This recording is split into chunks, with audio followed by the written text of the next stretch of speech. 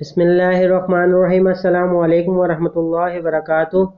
इस्लाम और हम official channel में आप सबको खुश आमदीद कहता हूँ। आपकी सेहत के लिए होठ को गुलाबी रखने के लिए ज़ाफ़रान मिले तो इससे होठ गुलाबी रहेंगे। होठ फटे हों या बहुत ज़्यादा सख्त हों, इसके लिए रात को सोने से पहले मलाई लगाएं। आँखों में हमेशा सुरमा लगाएं, काजल से बिनाई कमज़ोर होती है। नाखून को हमेशा मजबूत रखने के लिए लहसुन रगड़ें, इससे नाखून जल्दी बढ़ते हैं।